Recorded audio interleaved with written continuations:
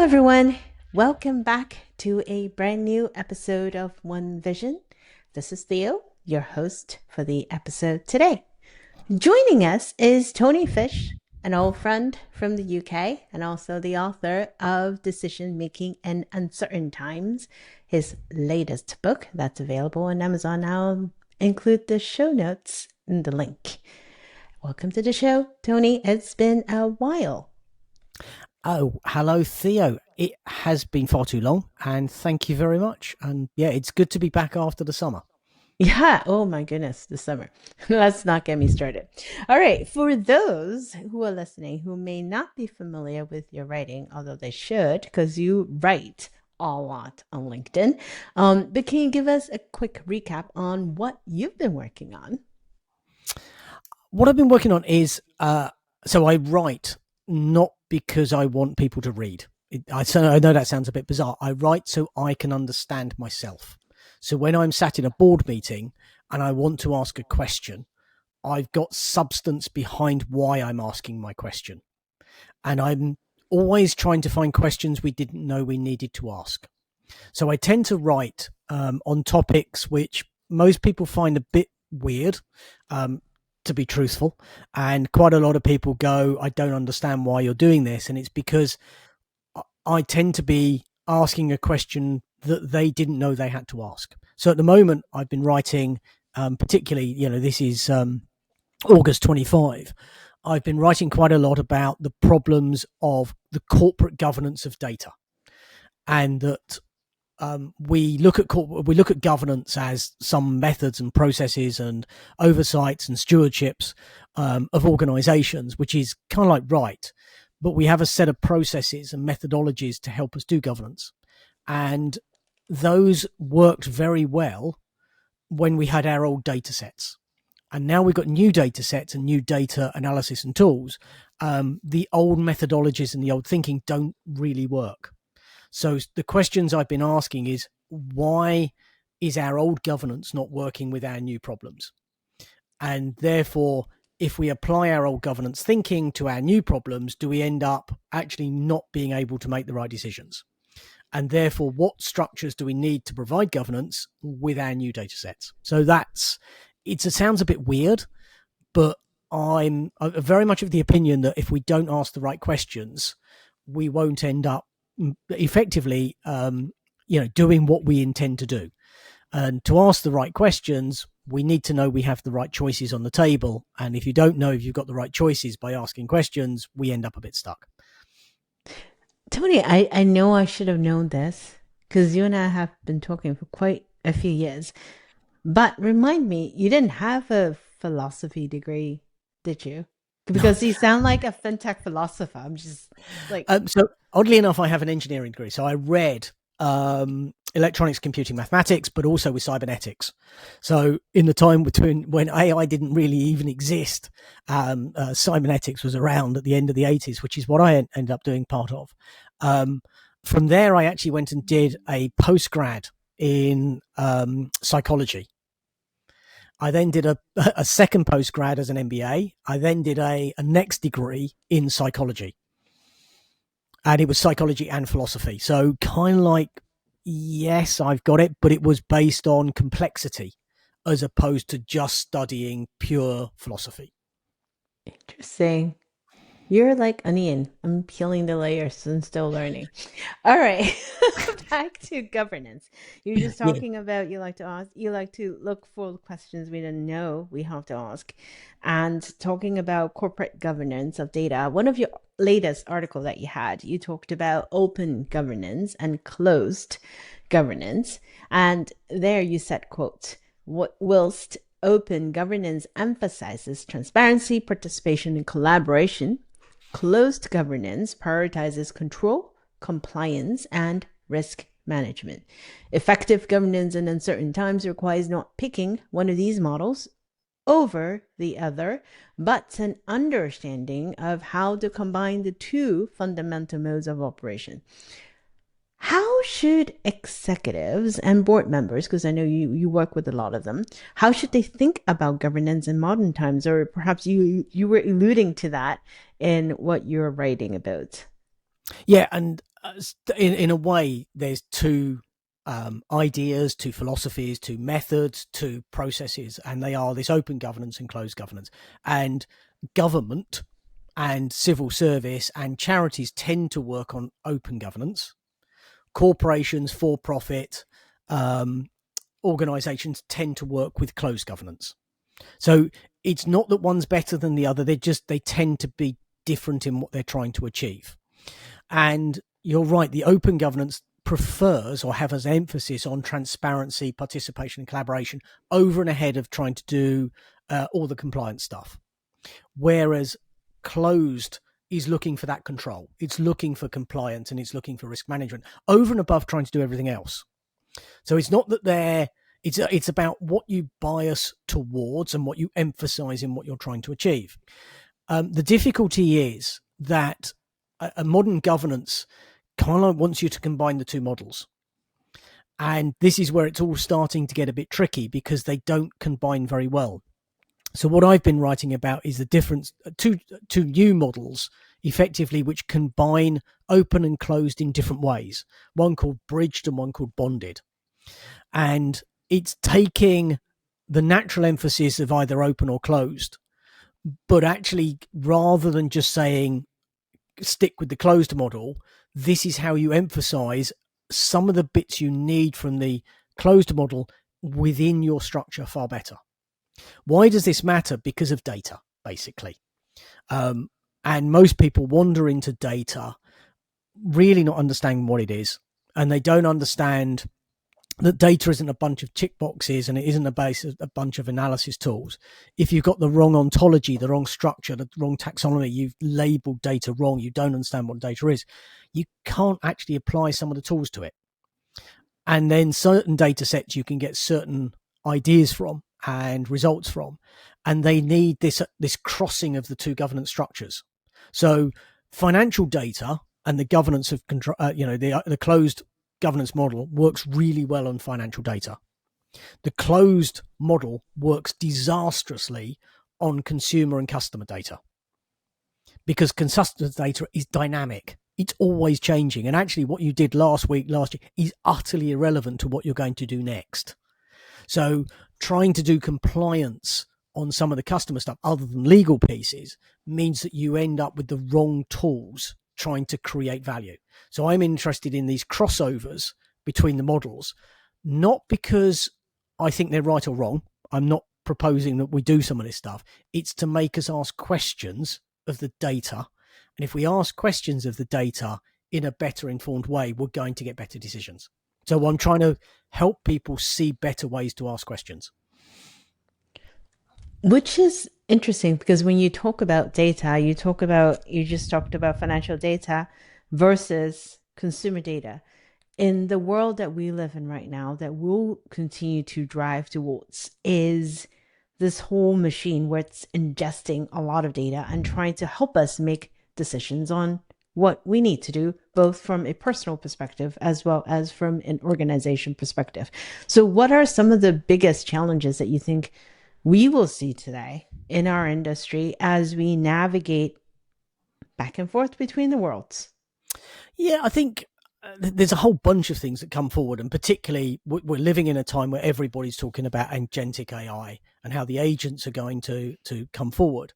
And I wrote a piece using J.K. Rowling's ideas of the Dark Lord, using Horcruxes. That what J.K. Rowling's did, which was super clever, was give the Dark Lord this idea that he could become immortal by severing his soul into different ways and then hiding them in Horcruxes.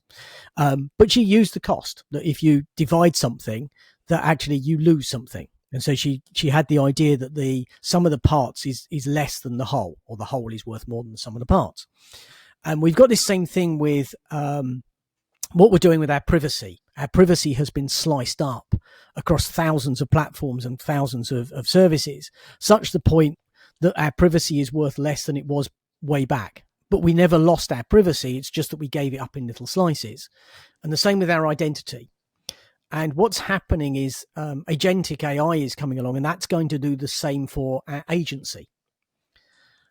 And if we give up our agency, there's this whole question, who are we? And the question that goes back to the companies, therefore, is if we're going to provide an agentic AI, how do we make the human more human? How do we create the value of the human to be more than actually how we divide them up into smaller parts and take away? And these are the things we're not doing.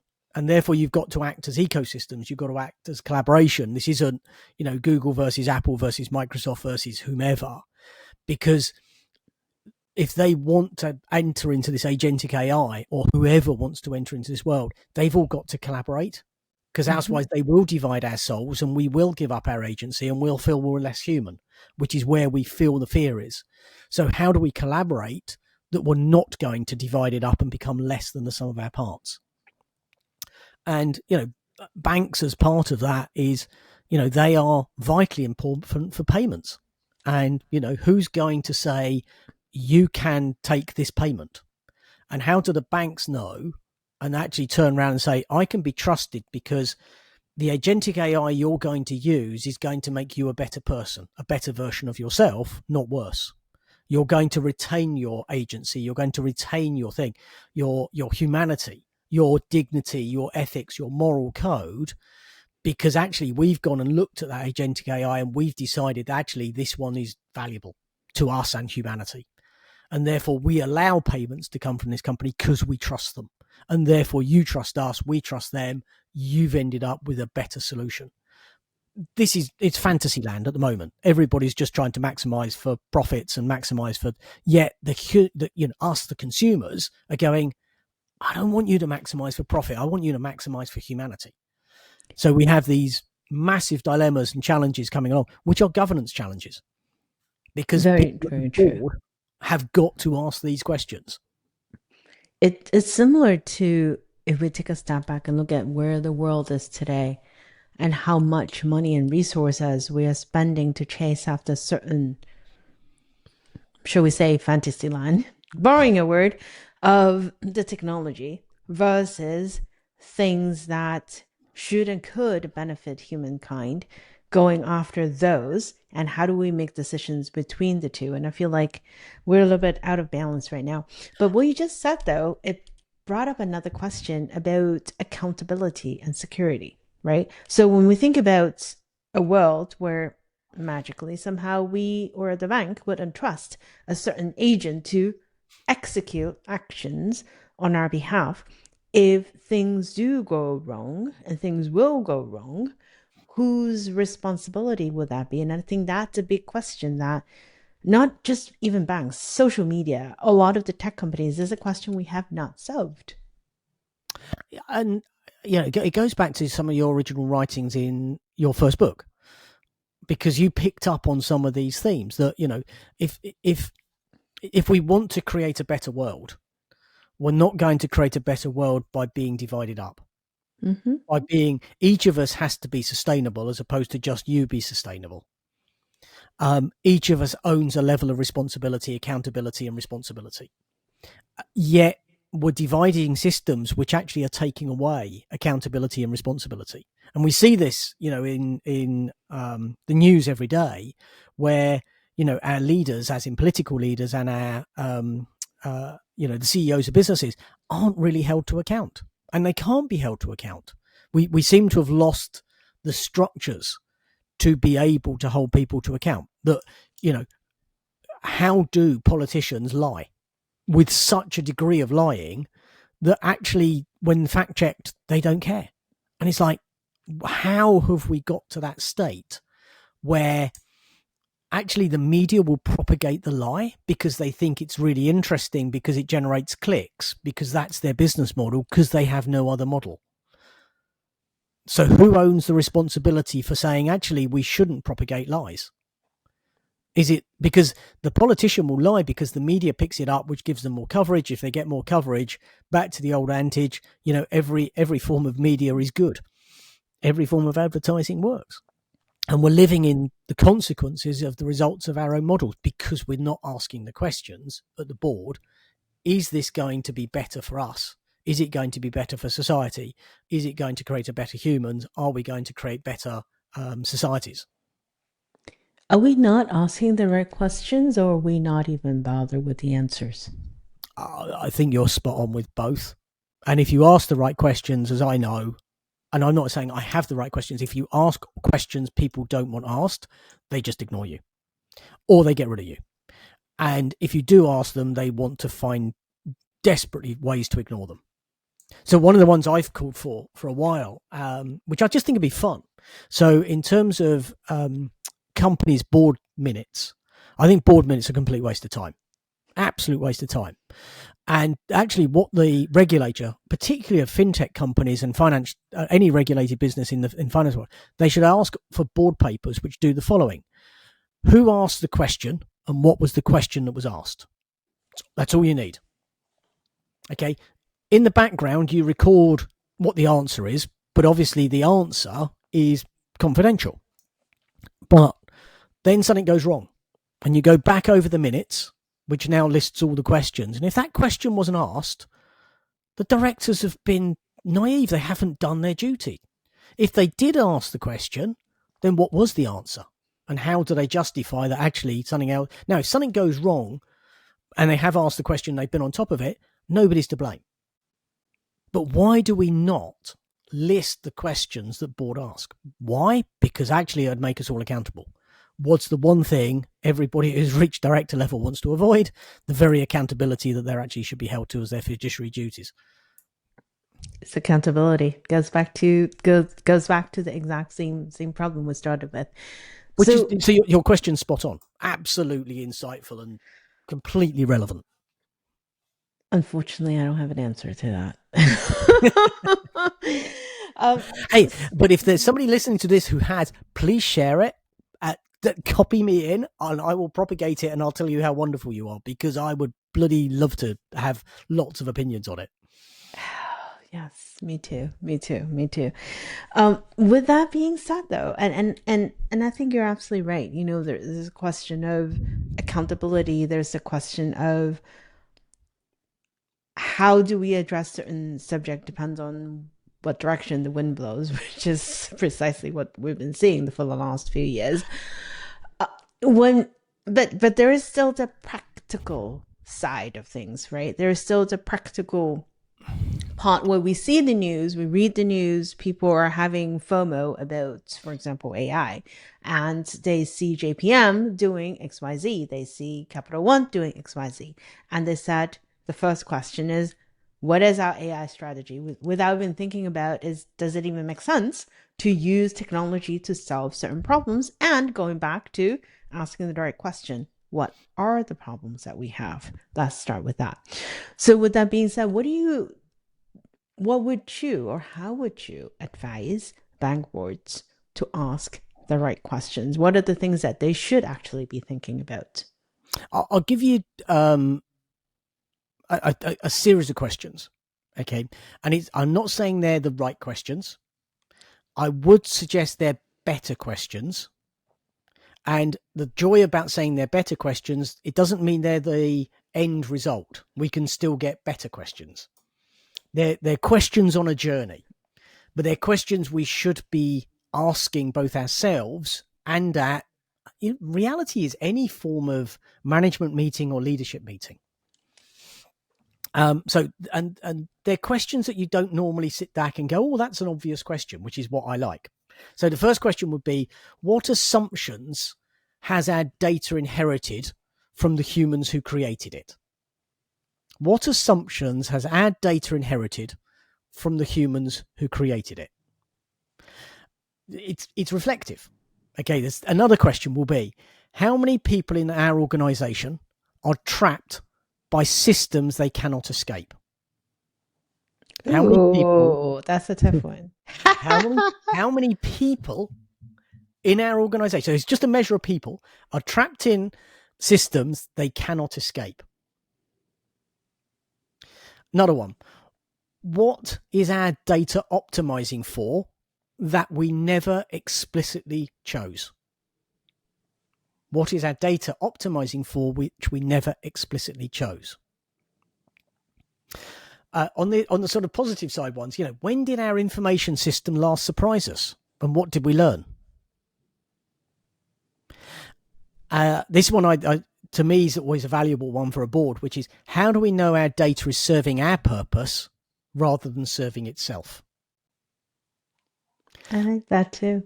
And as I say, all they are questions, and they're not designed to say we've got answers, but we should be reflecting on them. And the trouble is, they take time, and so often the case, people haven't got the time either to think of the question or warrantly want to answer it. That's true. That's very true. Um, and then there's the question of, do they even have the right people on the board to ask those questions and to find the answers? Um, which I think some of the organizations I feel are thinking through, right? So with technology, I've seen companies they're like, this is not just a CTO or CFO problem, it's also an HR problem. So you need people who are versed across different silos. And then there's a question of, when do they realize they need different type of skill sets of people to come in to ask some of those questions? For example, do they need a chief AI officer? That's a question I've heard people throw around quite a bit. So, whew, that's a lot of work. And I presume that's what you teach about as well, because I do notice on the million things that you do, that's one of those. That's one of that, isn't it, I, Tony? yeah, in terms of what I try when I do some teaching, I try not to say learn this, because I never learned anything like that. What I try to do is give people frameworks to how to go about being provocative. What question did we not know we had to ask? And you can't just sit there and stare at your navel fluff and work out a question. You have to go and do some hard work. And but come back to the original thing I started with, which was answer to your question: why do I write? Because actually I'm struggling with all this. And I find the only way I can create these questions is to write long form narrative. Because if you write long form narrative, there has to be a degree of rigor in it. And without the degree of rigor, you don't come to better questions. And we don't spend enough time, reading long form, um, thinking, sitting down and actually just with like we did earlier, with a pen and a piece of paper and go, I got a noodle on this. And I know you do the same, which is why the joy of talking to you, and whenever we get our chats and your books, you're on the same plane, which is this demands time and effort if we're going to actually unpack and unpick really interesting topics. It's time and effort and focus. Yeah, And as much as we often talk about the digital tools helping us do things more quote unquote efficiently, I think it ends up overloading our schedule to the yeah, point we don't have time to think. yeah. And Totally which agree. is right. And that's the unfortunate part. And that's what I see, not just in the professional world, but I noticed that with children as Yeah, well. Right. And so we have a whole slew of, going back to, I've always been a huge fan of iPhone and Apple ecosystem, and especially how it has been able to connect different players, creating things like the App Store, creating whole new ecosystems, creating new industries and players, right? The platforms like rideshare and digital banking, mobile banking, a lot of these couldn't have been possible without yeah. that ecosystem. But on the other hand, it's also created a lot of challenges that either we didn't foresee or we knew, we just didn't have the guardrails. And I feel like we're walking into the exact same conundrum with AI and all of these things right now. Yeah. I don't disagree. I've got very little to add to it because I think you said it beautifully. To tell you the truth, I I just don't know. So this is like my daily venting. Oops, but sorry. but I'd pick up actually from the love of the background with you, which is Star Wars, and actually, you go back in an odd way to Jedi and Yoda, and so much of it was about time, thinking, being on a lonely planet to master Yes. something over a long period of time. There was no shortcut. Absolutely everything they said. There was no shortcut to this, and it's Yes, and some of that thinking I think has been. We see it in movies and we love it, but we actually don't appreciate that actually the application to us, that we know it all, but we in our drive for efficiency we lose efficacy. And the one thing things like Jedi or some of this stuff wanted was efficacy. They wanted to know what we're doing is right, and how do we know it's right. I love what you just said. I'm gonna put that as a highlight of our conversations. There are many, but that is very true. And you brought me back to the scene of the planet and Yoda and Skywalker. And we are absolutely digressing. But in the midst of all of that, right? Even back to the movies, our share love of Star Wars, our share love of our industry, and our society, however it is being morphed right now, Yep. all of that, there is a fundamental element of humanness in it, which is trust. Yep. Trust, human connection.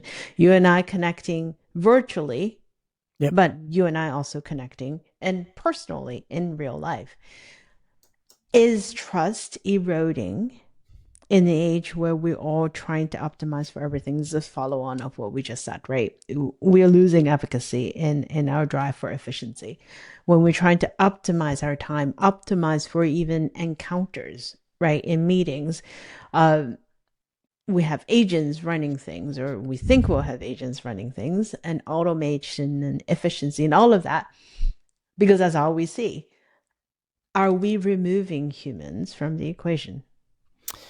I've written on trust for 25 years, and I have no idea what trust is. I must have read 40, 50 books on trust.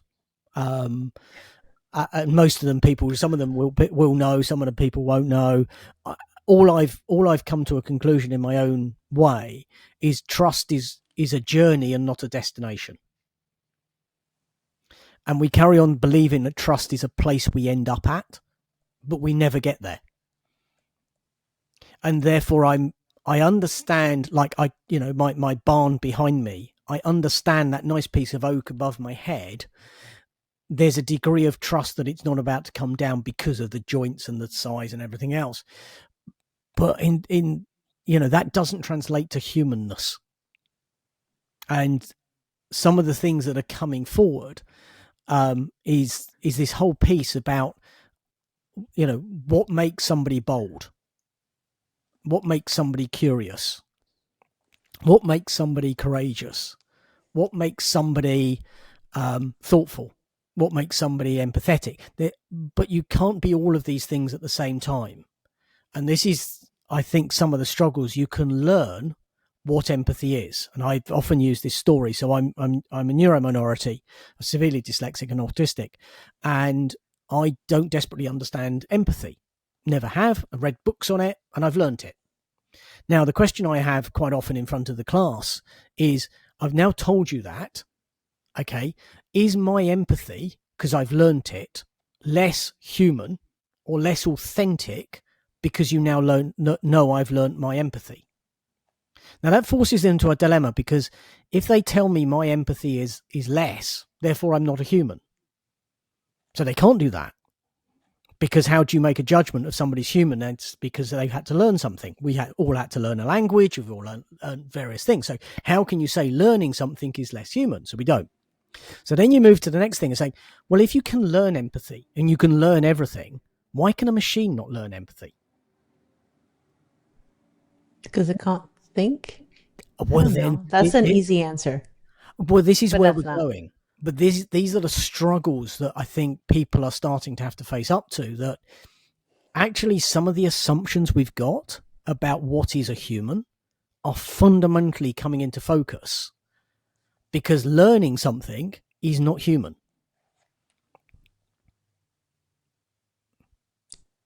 True. If you're looking at machines learning from data that we tell them this is an orange, this is an apple, and you learn it, and babies learn it. that way as well, right? They learn not to touch fire because here's a reaction that hurts them when we tell them, and they practice, and yes, they verify that is true. Uh, Okay. so when a machine's learnt it all, what's the difference? So I just think this is some of the stuff we should actually debate in public and debate amongst ourselves without bringing our own biases and our own cultures to it, because reality is our cultures and our biases make us think certain things in certain ways, which means we make assumptions.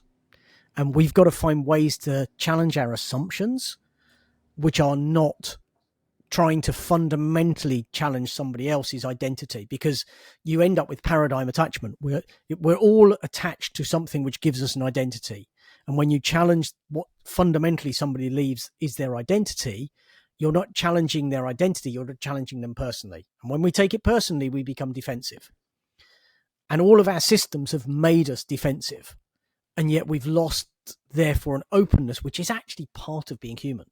This adaptability, this moldability, this can take on new ideas, can morph things together, which is why some of the exercises we do at work are so interesting, where we have to combine stuff. And I think we've got to go back and start to rethink what humanness is in the context both of society and of a business. And I hope in the journey of all of that, we find hope in our children.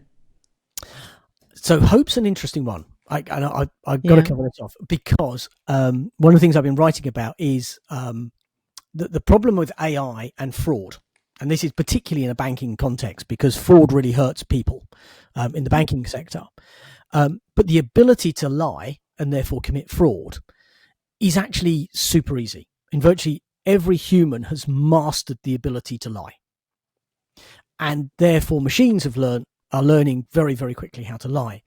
I don't know if you've noticed that while humans have improved their ability to lie over centuries, what humans have not done at the same rate is improve their ability to detect lies. In fact, the energy to detect lies is so high, it's unbelievable. And if you want to call out a liar, actually it's a real social problem, because if you're wrong, you are outcast. If they don't like what you're saying, you're then, put down. So, calling somebody a liar and calling out fraud is tremendously difficult. So we know we'll always have some level of fraud with us. The question is how much fraud? And are we prepared to have that amount of fraud? So we know that the fraudsters and lying is really, really easy. We know that fraud detection is really, really hard. And there's an asymmetry in here. And the question I've always been struggling on this is, is the opposite to lying not lying? And actually it's not, because if we look at humans, if the opposite of lying was not lying or ability to detect lies, we would see that human ability to detect lies is of equal balance as a skill as it is to lie. But there's not. So the question then comes along, what is the equal human skill we have to lying? And actually it's hope and love and faith. So the counter to lying is that we hope you're not lying. And we have this built-in mechanism that without hope, we would be completely lost. So actually, what we, just like you said, we hope, but actually we got to train people better in hope if we want to get through the hardship that's coming upon us. Now, that might sound very philosophical, but actually, we've got to find a way that we can counterbalance everything else that's going on through things which are deeply human: love, hope, and faith. Love, hope, and faith. That's a wonderful way of concluding the conversation, or at least for now. Um, it's beautiful. That's the wonderful thing about talking to you, Tony, is I never know exactly what we end up with. And that's the fun part of it. This is absolutely very different than most conversations we host on the podcast, and that's what I love about it. I need to. I hope I can see you Oh, in real life soon. so do I. So do I. I'm sure we will. I am It's been a 100% while. sure we will. It's been a while. Before we close, where can we find your latest book? On Amazon as Decision Making Uncertain Times. I'm on LinkedIn as Tony Fish. And yeah, just type Tony Fish into Google. You'll end up with one of three people. Two of them obviously aren't me. One of them's dead. So yeah, I'm usually the third one, depending on which order you come up on. And you're also on Medium as well. So I am as you're open at governance. everywhere. Okay, well, awesome. Thank you so much, Tony, for joining us today on the show. And for the rest of our listeners, hopefully you enjoyed the conversation as much as I did. And until then, we'll talk to you all next week.